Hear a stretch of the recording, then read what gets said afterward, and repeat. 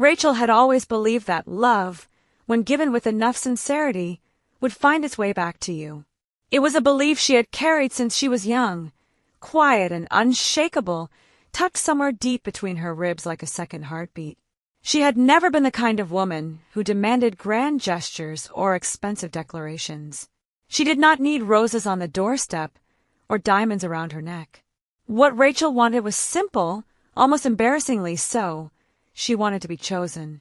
Steadily, daily, without condition. She wanted the kind of love that showed up in small, ordinary moments. In a cup of coffee made just the way she liked it. In a hand reaching for hers in the dark. In a voice that said, "I see you," without ever needing to say it aloud. And for a while, or at least for what she had believed was a while, she thought she had found exactly that in Jack. She had loved him the way she did everything else in her life, completely and without reservation. She had rearranged pieces of herself to fit the shape of his needs. When his career faltered, she worked double shifts without complaint. When his confidence crumbled, she became his mirror, reflecting back all the greatness she believed he carried. She built their home with patient hands, not just the physical space they shared, but the emotional architecture of their life together. Every wall, every foundation, every carefully maintained corner of their marriage had Rachel's fingerprints on it. She had never once thought to ask whether his fingerprints were there too. It was a Thursday evening in late October when everything she had built came apart. The air outside had that particular chill that arrives just before the season fully commits to winter, cold enough to feel, but not yet cold enough to see your breath. Rachel had spent the better part of the afternoon preparing. She had taken a half day from work, something she almost never did, and had spent the hours carefully. She had her hair done. She wore the deep green dress that Jack had once told her made her eyes look like the sea. She had made a reservation at Lumiere, the restaurant where they had celebrated their first anniversary, the one with the warm amber lighting and the little candles on every table that made the whole room feel like it existed slightly outside of time. She had planned to walk in and surprise him. She had planned to order the same wine they had ordered 3 years ago and laugh together about how young and terrified they had both been back then.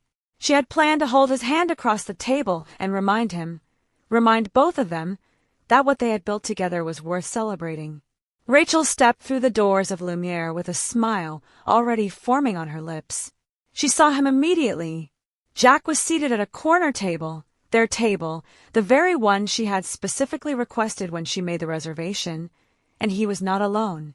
Across from him sat a woman Rachel did not recognize, though something in the woman's posture, in the way she leaned toward Jack with the casual ease of someone entirely comfortable in his presence, told Rachel that this was not the first time they had sat like this together.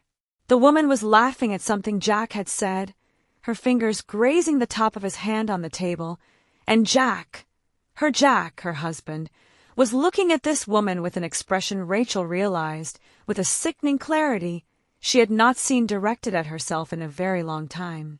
He was looking at her like she mattered. Rachel stood in the entrance of the restaurant for what felt like an eternity, but was probably no more than a few seconds. The maitre d' was already moving toward her, but she barely registered him. Her body had gone very still, the way a person goes still when they are trying to hold themselves together by sheer force of will. Her mind was working slowly, as though it was refusing to process what her eyes were already telling her. She thought, distantly and absurdly, that there must be some explanation. That this was a colleague, a cousin, a misunderstanding so ridiculous she would laugh about it later. Then Jack looked up. Their eyes met across the room. And instead of the guilt she expected, instead of the panic, the immediate scramble to explain himself, Jack did something that Rachel would never, in all the years that followed, fully be able to reconcile with the man she thought she had known. He laughed, not nervously, not in shock. He laughed the way someone laughs when they have been caught doing something they were never particularly ashamed of to begin with. He leaned slightly toward the woman across from him, tilted his head in Rachel's direction, and said something. Rachel could not hear the words from where she stood, but she did not need to. She could read the shape of them on his lips. She could see the woman's eyes travel to her, assessing, dismissive, before curving into a slow, satisfied smile. And then Jack spoke louder, loud enough that the tables nearest to them went quiet, loud enough that heads began to turn. "That's my wife," he said to his companion, with the tone of someone delivering a punchline. "Boring, isn't she? She's been the same since the day I met her. Predictable. Pathetic. Going absolutely nowhere." The woman laughed, a bright, delighted sound that cut through the ambient noise of the restaurant like a blade. Rachel stood in the middle of Lumiere and felt the world tilt beneath her feet. She was aware of everything and nothing simultaneously. The warmth of the room, the soft clinking of glasses somewhere behind her, the faces of strangers turning toward her with that particular expression people wear when they are witnessing something painful and cannot decide whether to look away or keep watching. She felt her cheeks burn. She felt the smile she had walked in with dissolve so completely it was as though it had never existed at all. She did not scream. She had always been the kind of woman who carried her pain quietly, and even now, in the single most humiliating moment of her life, that instinct held. She did not throw her purse across the room. She did not walk to his table and overturn it. She did not give either of them, the spectacle they perhaps expected. Instead, Rachel breathed, one slow, measured breath, then another. She walked toward the table with her chin level and her hands perfectly steady. Jack watched her approach with something flickering in his expression now. Not guilt, not quite, but perhaps the first faint shadow of uncertainty. She stopped in front of him.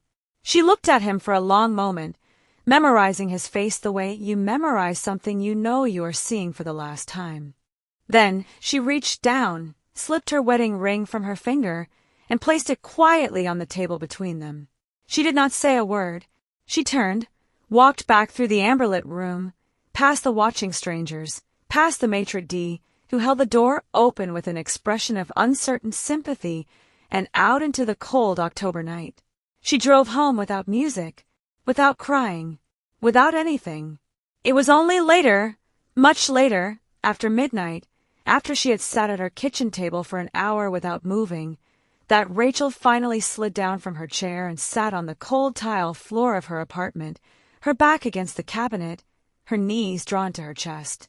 And then quietly, she fell apart. She cried the way you cry when something is not just broken but gone. Not the sharp, dramatic tears of anger, but the deep, exhausted grief of a woman mourning something she had spent years carefully building and had lost in the span of a single evening. She cried for the home she had made, for the years she had given, for every small sacrifice she had made so quietly she had not even noticed making them until now, when they were all she could see. She cried until there was nothing left. And then in the silence that followed, in that hollow, gutted stillness, something shifted. Something small and unfamiliar stirred in the center of her chest. Not hope, not yet. Something harder than hope. Something that felt, for the first time in a very long time, entirely her own. Rachel pressed her palms flat against the cold floor. She steadied her breathing, and into the silence of her empty apartment, she made herself a single, quiet, unbreakable promise. "Never again," she whispered. "Never again." She did not know it yet, could not have known it, sitting there on the floor in the ruins of a life she had loved, but that promise was not an ending. It was the first sentence of an entirely different story. The morning after, Rachel woke up on the floor. She had not moved from that spot, had fallen asleep somewhere between midnight and the pale gray hours before dawn, her back still against the kitchen cabinet, her cheek pressed against her own folded arms. For one brief, merciful second after opening her eyes, she did not remember. The apartment was quiet. The light coming through the window was soft and colorless. Everything felt almost ordinary. Then it came back. All of it. At once. Rachel sat with it for exactly 60 seconds. She counted them deliberately, the way you count through pain, not to make it stop, but to remind yourself that time is still moving, that the world has not actually halted the way it feels like it has. 60 seconds of sitting with the full weight of what had happened. 60 seconds of letting herself feel the loss completely and without flinching. Then she stood up. She washed her face. She made coffee. And she sat down at her kitchen table with a notebook and a pen and began writing the first honest inventory of her life she had ever allowed herself to make. What did she have? What did she know? What did she want? The list of what she had was short. A modest savings account she had maintained quietly in her own name, a habit her mother had instilled in her years ago that she had never quite been able to explain to Jack, who had always regarded it with mild suspicion. A degree in business administration that she had never fully used, having spent the years of her marriage in administrative roles that were comfortable but carefully kept small. A mind that, she was beginning to understand, had been deliberately underestimated, first by others, and eventually, tragically, by herself. She stared at the list for a long time. Then she turned to a fresh page and began writing something different. Not what she had, what she was going to build. The months that followed were the hardest of her life, and also, quietly, the most clarifying. Rachel cried in the mornings. She was honest with herself about that. There was a window of time, usually between 5 and 6 a.m., before the discipline of the day had fully taken hold, when grief would find her without warning, in the shower, over her coffee, in the strange silence of a bed that was no longer shared. She allowed herself that window. She did not fight it, did not shame herself for it. She simply let it move through her, the way weather moves through, arriving, doing what it came to do, and then passing. By 6 o'clock, she was at her desk. She enrolled in an evening business course at the City College, corporate strategy and financial management, subjects she had studied in theory years ago but never had the opportunity to apply with any real stakes. She took on freelance project management work through an online platform, building a portfolio of results one small contract at a time. She restructured her budget with the ruthless precision of someone who has decided that comfort is a luxury she will earn back later. She skipped lunches, canceled streaming subscriptions, sold furniture she no longer needed, and redirected every free dollar into a small investment account she studied like scripture. She was not sleeping enough. She was not eating as well as she should have been. She was running on grief and determination in equal measure, and there were nights when she sat at her laptop at 2 a.m, eyes burning, and wondered quietly whether any of it would amount to anything at all. On those nights, Rachel would look up from her screen and across the room to the single index card she had taped to the wall above the window. 7 words, written in her own handwriting on the night everything fell apart. Never again. Never again. She would read it, breathe, and return to work. People who had known Rachel before began to notice the change around the 4-month mark. It was not dramatic or sudden. It did not announce itself. It was more like watching a frequency shift. The Rachel they remembered had always been warm, always accommodating, always the first to make room for someone else's comfort, even at the expense of her own. That warmth did not disappear, but something else had grown up alongside it, something with sharper edges and a longer view. A stillness in her eyes that had not been there before. A quality of attention that made people feel, when she looked at them, that she was not merely seeing the surface of a thing but calculating its depth. She carried herself differently, not with arrogance. Rachel had never had any patience for arrogance, but with the quiet, settled confidence of a woman who had been to the bottom of something and had chosen, deliberately and at great personal cost, to climb. When a position opened at Meridian Group, a mid-sized corporation with a growing portfolio and a reputation for promoting from within, Rachel applied without hesitation. She walked into the interview in a charcoal blazer she had bought secondhand and had tailored to fit her precisely, and she answered every question with a kind of grounded clarity that comes not from rehearsal but from having genuinely done the work. She was offered the junior analyst position before she reached the elevator on her way out. She started the following Monday. Within 6 months, her supervisor could not explain her performance using the standard metrics. Rachel did not simply complete her assignments. She anticipated the problems behind them, addressed complications that had not yet surfaced, and consistently returned results that outpaced both her timeline and her pay grade. She was not trying to impress anyone. She was not performing ambition for an audience. She was simply operating at the full capacity of a mind that had spent years being used at half its potential, and the difference was, to anyone paying attention, extraordinary. She was promoted to senior analyst at the 8-month mark, to project lead by the end of her first year. Each promotion brought new responsibilities, new pressures, new rooms full of people who had not yet decided what to make of her. Rachel walked into every one of those rooms the same way, unhurried, prepared, and entirely uninterested in making herself smaller to ease anyone else's discomfort. She had spent enough years doing that. She understood now what it had cost her, and she was not willing to pay that price again. Colleagues who initially underestimated her became her most vocal advocates once they had worked alongside her for long enough to understand what they were dealing with. Investors who sat across from her in quarterly briefings found themselves leaning forward without quite realizing it, drawn in by the precision of her thinking and the uncommon quality of her honesty. She never oversold. She never performed certainty she did not possess.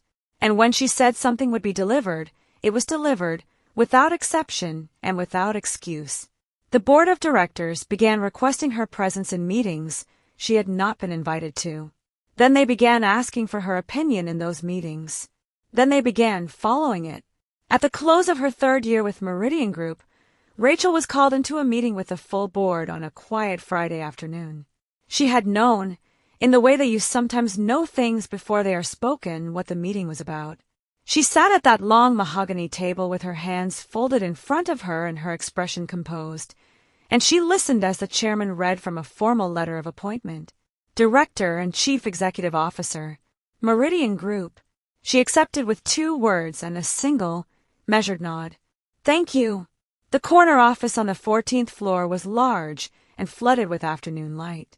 Rachel furnished it herself, over a weekend, with the deliberate care of someone who understands that a space is also a statement. Clean lines, quality materials, nothing excessive, nothing performative, a desk that faced the door, a chair that fit her precisely. She hung nothing personal on the walls.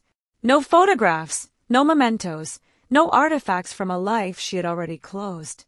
The office was not a museum of where she had been. It was a working space, a place for forward motion. There was only one thing on the wall behind her desk. A single frame, dark wood, positioned so that it faced her and her alone, not visible to anyone who sat across from her, not displayed for admiration or explanation. A private thing, a personal North Star. 7 words, printed in clean, simple type. She was told she was nothing, so she became everything.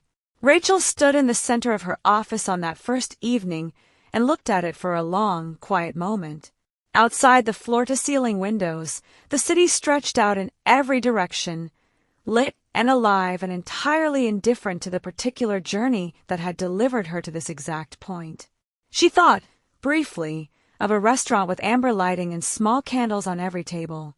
She thought of a wedding ring placed quietly on a table. She thought of a cold kitchen floor and 60 seconds of counted grief and a notebook open to a blank page in the early morning. Then she set her bag down, pulled out her chair, and sat down at her desk. There was work to do. And for 3 years, Rachel had done it, without pause, without distraction, without once allowing herself the indulgence of looking backward at the life she had left on the floor of a cold kitchen. She had built something real here, something that belonged entirely to her, and every morning when she walked through the glass doors of Meridian Group's 14th floor and settled into the chair behind her desk, she felt the quiet, grounded satisfaction of a woman who had kept the promise she made to herself. She had never expected the past to come looking for her. She should have known better. The past, in her experience, had very poor manners. It was a Tuesday morning in late November, gray-skied and unremarkable, the kind of day that asks nothing of you and offers nothing in return. Rachel arrived at the office at 7:15, 45 minutes before most of her staff, as was her habit.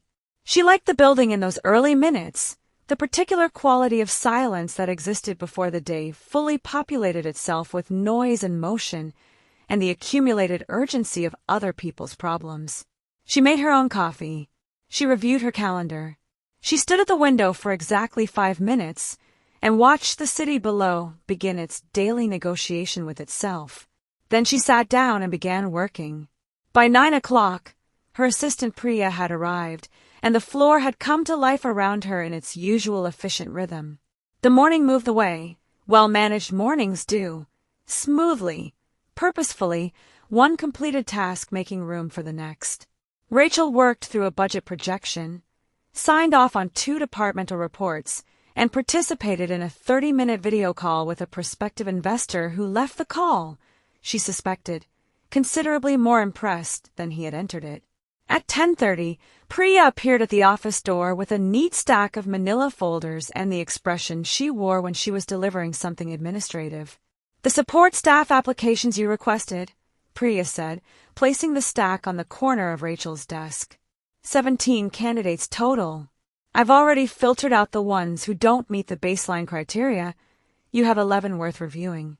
I can take you through them now, or leave them for after lunch, whichever you prefer. Now is fine, Rachel said. Leave them. I'll go through them myself. Priya nodded and withdrew, pulling the door almost, but not entirely, close behind her, the way Rachel preferred. Rachel reached for the stack. She worked through the files methodically, the way she approached everything, starting at the top, reading each application with the same level of attention regardless of how quickly she could see it would not advance. She had learned early in her management career that dismissiveness, even when privately justified, had a way of creating blind spots. She read every page. The first 4 candidates were straightforward assessments, 2 promising, 2 unlikely. The 5th had an impressive list of references, but a work history that suggested a pattern she recognized and did not want to introduce into her team. She set it aside. The 6th was strong, the 7th unremarkable. She reached for the 8th file, and her hand stopped, not dramatically, not with any outward sign that anything had shifted. Her fingers simply went still against the edge of the folder, and for a moment, just a moment, the entire room felt very quiet in a way that had nothing to do with sound. She looked at the name on the tab. Applicant, Jack. Rachel did not move for the span of 3 full breaths. Then she opened the folder. The resume inside was a document that told its story not in what it said, but in what it revealed between the lines to anyone who knew how to read it. She knew how to read it. 2 positions held and lost in the span of 18 months each. The language careful, the gaps between them explained with the kind of vague professional phrasing that was the resume equivalent of looking away. A freelance consulting period that accounted for 8 months and listed no verifiable clients. A venture listed under independent business development that corresponded, Rachel knew from the dates, to a startup she had heard mentioned through a mutual acquaintance 2 years ago, heard mentioned specifically in the context of its failure. The address was the same one she had seen on documents during the divorce proceedings. The handwriting on the personal statement, still written by hand, in the style of someone who had learned to apply for jobs in an era that expected it, was familiar in the particular way that things are familiar when you have spent years close to them without ever fully studying them. She would have known it anywhere. Rachel set the folder flat on her desk and leaned back in her chair. Her face gave nothing away. This was not a conscious effort. It was simply what 3 years of boardrooms and high-stakes negotiations had built into her, a resting composure that did not require maintenance because it had become, by now, entirely natural. She felt things, she always had, but she had learned to feel them at a depth that did not register on the surface. What she felt now was difficult to name precisely. It was not the sharp, bright pain she might have expected. That belonged to an earlier version of herself, the one who had sat on a cold kitchen floor and fallen apart in the dark. It was not anger, or not primarily. It was something quieter and more complex than either of those things. Something that resided in the particular space between irony and recognition. The universe, she thought, had a very specific sense of timing. She thought of a corner table at Lumiere. Amber light, a wedding ring placed quietly on white linen. Boring. Pathetic. Going nowhere. Rachel picked up the phone. "Priya!" she said, when her assistant answered on the second ring. Her voice was perfectly level. The applicants waiting downstairs. How many are we seeing today? 3 scheduled for this afternoon, Priya said. 2 o'clock, 2:30 and 3. The 3 o'clock is the last one.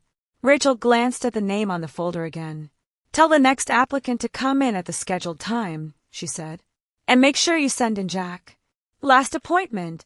A brief pause. Of course. Shall I prepare the usual interview materials? Yes, Rachel said. Exactly as usual. She placed the phone down and returned her eyes to the resume in front of her. She read it once more, slowly all the way to the end. Then she closed the folder and set it squarely in the center of her desk. She returned to her other work. She completed 2 more hours of focused, uninterrupted productivity. She ate lunch at her desk. Something light, something she had brought from home, and reviewed the afternoon's meeting agenda with Priya at 1:45 without once mentioning the name in the last folder. At 2:58, she straightened her blazer. She aligned the folder precisely with the edge of her desk. She moved her coffee cup 2 inches to the left. Small, deliberate adjustments. Not nervousness. She was clear with herself about that. But the particular focused attention of a person preparing for something that requires full presence.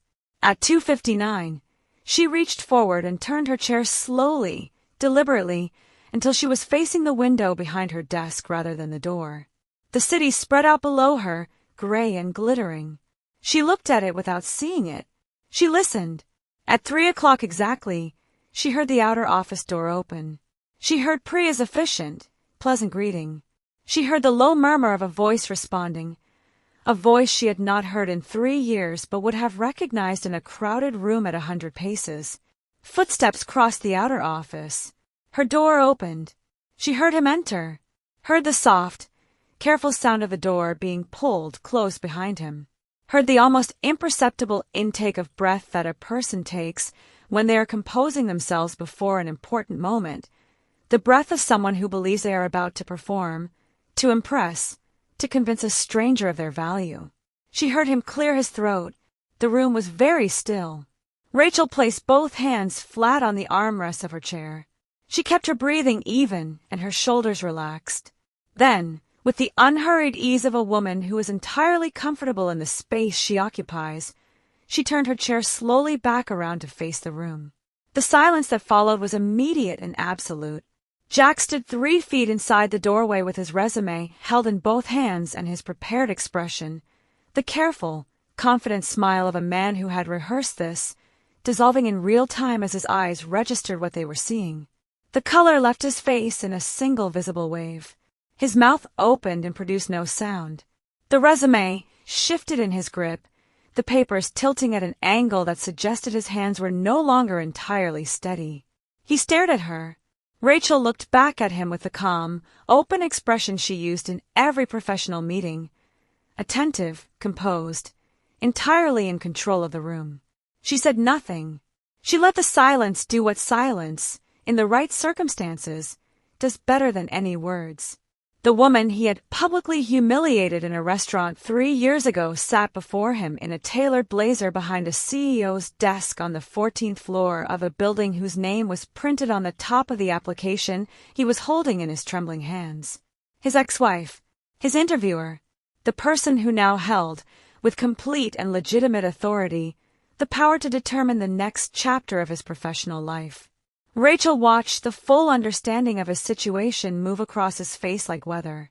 Then she gestured, with one unhurried hand, to the chair across from her desk. "Please," she said, her voice carrying the smooth, measured warmth of someone entirely at ease. "Sit down." Jack sat down the way a man sits when every instinct in his body is telling him to stand back up and leave.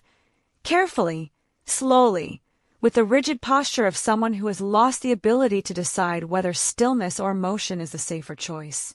He perched at the edge of the chair rather than settling into it, his back unnaturally straight, his resume repositioned in his lap with the nervous precision of someone who needed something to do with his hands. He looked, Rachel observed with the detached clarity she had spent 3 years cultivating, like a man who had not been sleeping well. The lines around his eyes were deeper than she remembered. His jaw carried the particular tension of someone under prolonged stress, the kind that does not release even in sleep. He was still recognizably himself, still carried the same physical presence she had once found so reassuring, but something about him had diminished in a way that had nothing to do with appearance.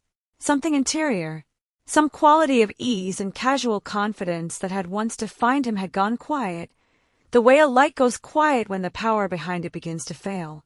She noticed all of this in the span of approximately 4 seconds. Then she opened his folder and began the interview.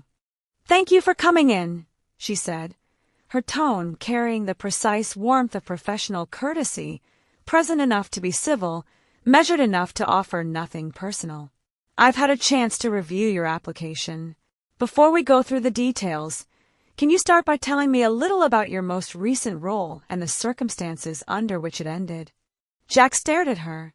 She could see him working through it in real time, the visible effort of a man trying to reconcile the woman sitting in front of him with the context he believed he was in. His mouth opened, closed. He glanced, briefly and involuntarily, at the framed quote on the wall behind her, the one that faced her and not him, the words of which he could not read from where he sat, and then back at her face. "Rachel," he said. His voice came out lower than he intended, rougher. "Rachel, I didn't know. I had no idea that this was your most recent role," Rachel said again, pleasantly, as though he had not spoken. Her pen was poised over the notepad in front of her. "In your own words. Take your time." A long pause. Jack exhaled slowly through his nose. He looked at his resume. He began to speak. He described his last position with the careful language of someone editing as he went, smoothing the edges of a story, softening the circumstances of his departure, framing the gaps in his employment history with the kind of practiced vagueness that Rachel had reviewed in hundreds of applications and could identify in the first sentence. She listened without expression, making occasional notes, nodding at appropriate intervals with the attentive neutrality of a person for whom this information is professionally relevant and nothing more. When he finished, she asked a follow-up question, then another. She took him through the full structure of a standard Meridian Group support staff interview, every question, in order, with the same tone and the same pacing she would have used with any other candidate sitting in that chair. She asked about his organizational skills, his experience with office environments, his ability to manage competing priorities under time pressure, his approach to taking direction from senior staff. That last question landed differently than the others. She saw it in the slight tightening around his eyes, the moment the subtext of a question registered beneath its professional surface. Taking direction from senior staff, from people above him, from her. He answered it carefully, and she wrote down what he said without comment. 15 minutes into the interview, something shifted in Jack's posture. It was subtle, the kind of change that a less attentive observer might have missed entirely. His shoulders dropped a fraction of an inch. The grip on his resume loosened. He sat slightly further back in the chair, no longer balanced entirely on its edge. He had been watching her face throughout the interview with the concentrated anxiety of someone waiting for an explosion that kept not arriving, and now, as the conversation continued in its steady, unremarkable professional rhythm, a tentative and entirely premature sense of relief had begun to soften the edges of his tension. She was being professional. She was being fair. She had not mentioned the restaurant, the ring, the years, had not referenced their history by even the smallest indirect gesture. Perhaps, his expression suggested, this was not going to be what he had feared. Perhaps she had moved on so completely that she could sit across from him and conduct a genuine interview without the past contaminating the present. Perhaps she had forgiven him. Rachel watched him arrive at this conclusion and said nothing to correct it. She asked 2 more questions. He answered them with increasing ease, his voice finding a more natural register, his hand settling. He even managed a small, careful smile at one point, testing the temperature of the room, and when Rachel responded with a brief, neutral acknowledgement and moved to the next question, the smile stayed. She let him have another 90 seconds of it. Then she closed the folder. The sound was quiet, just the soft compression of cardboard against paper, but in the particular silence of that office, it carried the quality of punctuation. Something ending. Something else, immediately beginning. Rachel set the folder to one side with a precise, unhurried movement. She placed her pen down. She folded her hands on the desk in front of her, one over the other, and she lifted her eyes to his face with an expression that was not unkind and was not warm and was entirely, completely unnervingly calm. Jack's smile faded. "You have a varied background," Rachel said, "and I appreciate you taking the time to come in today." He nodded, swallowed. "We do have one available position," she continued. Something moved across his face. Hope, cautious and fragile, the expression of a man allowing himself to believe that the story might still turn in his direction. He leaned forward, almost imperceptibly, the way a person leans toward something they want to be true. Rachel held the pause for exactly as long as it needed to be held. "Office boy." The two words entered the room and stayed there. Jack did not move. He did not speak. He simply sat with the words settling over him, his expression cycling through something too complex and too private to fully name, disbelief, then the sharp recognition that she was entirely serious, then something that looked, beneath everything else, remarkably like shame. Rachel reached to the side of her desk and lifted a single document, a standard employment contract, fully completed, every blank field already filled in with precise, correct information. She slid it across the desk toward him with one smooth motion and withdrew her hand. Jack looked at the contract. The position title was printed clearly at the top of the first page. The salary was listed below it. Modest, appropriate for the role, fair by every objective measure, and devastating by every personal one. He looked at Rachel. She met his gaze with the same open, unreadable composure she had maintained for the entirety of the last 20 minutes. There was no triumph visible in her expression, no satisfaction performed for his benefit, no flicker of cruelty or pleasure in his discomfort. She looked, in this moment as in every moment of the past hour, simply like a CEO conducting the conclusion of a professional interview. That, more than anything she could have said or done, was what undid him completely.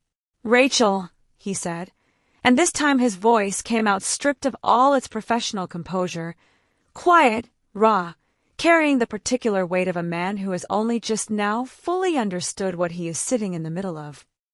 This isn't," he stopped. "Try it again. You can't be serious." "I'm always serious about hiring decisions," Rachel said. "It's a significant responsibility." "An office boy," he repeated, as though saying it aloud a second time might change its content. "You're offering me a job as an office boy. In your company?" "In this company, yes," she said. "It is the position we have available." Silence. Jack looked down at the contract again. His jaw worked. She could see the calculations moving behind his eyes, the pride pulling in one direction, the desperation pulling in the other, and somewhere beneath both of them the slow, grinding recognition that he did not, in fact, have better options waiting for him. The resume in his lap told that story more clearly than anything either of them could say aloud. Rachel did not rush him. She did not fill the silence with reassurance or explanation or anything at all. She simply waited, with the patience of a woman who had long since made peace with the fact that some outcomes take exactly as long as they take.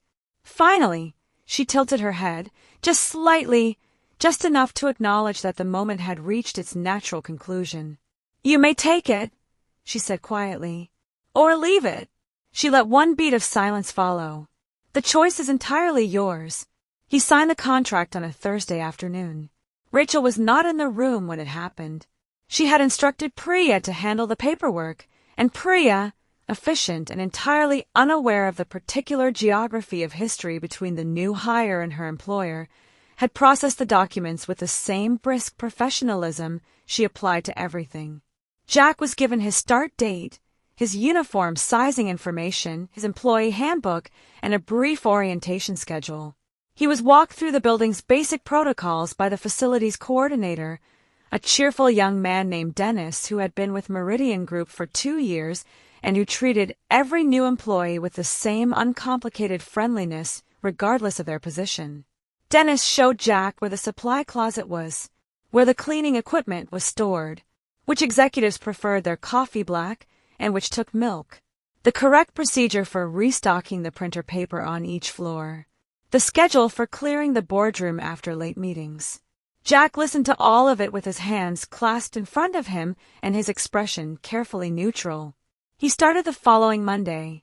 The first morning was the hardest, though not in the way Jack had anticipated. He had prepared himself, in the days between signing and starting, for something dramatic, for whispers, for pointed looks, for the particular discomfort of being visibly reduced in the eyes of people who might somehow know his history with the woman on the 14th floor. What he found instead was something far more difficult to navigate. Nobody was paying attention to him at all. The executives he served coffee to glanced up from their laptops with brief, distracted nods of acknowledgement before returning immediately to their screens. The administrative staff moved through the corridors with the purposeful energy of people who had too much to do to register anything that was not directly relevant to their work. He was greeted pleasantly, treated decently, and regarded, in the particular way that support staff are regarded in busy professional environments, as a functional and largely invisible part of the building's daily operation. He was not humiliated. He was not singled out. He was not the subject of gossip or speculation or any form of special attention whatsoever. He was simply there, and somehow that was worse than any of the things he had prepared himself for. He saw Rachel for the first time that Tuesday morning. She came through the 14th floor at 8:20, moving with the unhurried, grounded stride of someone entirely at home in the space they occupy. She was dressed in a deep navy suit that fit her with the precision of something chosen carefully, her hair pulled back in a way that was simple and exact, a leather portfolio tucked under one arm. She was speaking to Priya as she walked, something about a 9 o'clock call and a document that needed to be resent, and her attention was entirely, genuinely occupied by the conversation she was having. She passed Jack in the corridor without pausing. Not a cutting pass, not a deliberate avoidance, simply the natural passage of a person whose focus was elsewhere and for whom the corridor contained nothing that required her attention. She did not look through him with cold intent. She did not look at him at all. Jack stood with a tray of coffee cups and watched her walk away and felt something shift uncomfortably in the center of his chest, something he could not immediately name but that resided in the specific territory between regret and humiliation, in the place where a man's understanding of his own significance lives and can, under the right circumstances, be quietly dismantled. He had expected hatred. He had expected coldness. He had even, in his less rational moments, allowed himself to imagine that her proximity might eventually translate into something softer, that seeing him daily might reawaken something, might create an opportunity for the conversation he had been rehearsing in fragments since he signed that contract. What he had not prepared for was this, her complete and total indifference, not performed indifference, not the exaggerated disregard of someone actively suppressing feeling. This was the real thing, the organic, unforced indifference of a woman who had so thoroughly processed and released a chapter of her life that its former protagonist no longer occupied any significant space in her interior world. She had not moved on from him the way people move on when they are still carrying something. She had moved on the way a river moves, not away from something, simply forward, because forward is the only direction water knows. Jack delivered the coffee. He restocked the paper. He cleaned the glass partition of the boardroom at 2 o'clock, working methodically with a cloth and a spray bottle while, on the other side of the glass, Rachel sat at the head of a long table and led a quarterly strategy meeting with the quiet authority of someone who had been doing this long enough that it required no performance. He watched her through the glass. He watched the way the room oriented itself around her, not through dominance or demand, but through the natural gravity of competence and clarity. He watched a senior investor lean forward to agree with a point she made. He watched 2 department heads exchange a look of quiet respect when she redirected a conversation that had begun to lose focus. He watched her make a decision in real time, calmly and without hesitation, that visibly impressed everyone at the table.